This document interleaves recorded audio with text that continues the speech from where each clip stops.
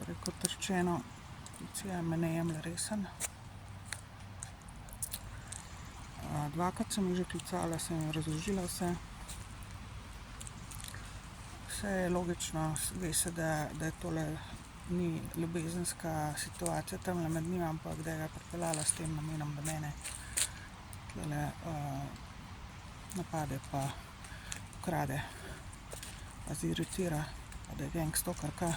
On je sicer naiven, on sicer kao ne ve, za kaj se gre. On mi dejansko ni hekel telefon, najprej sem mislila, da je on, potem sem ugotovila, da je ona. Ker ona ga je pripeljala, njen avto je, ona je bila bližje vratom sedi.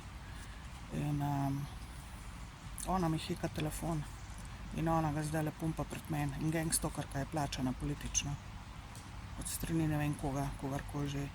Policija mi pa nič ne verjame. Tako da to je to.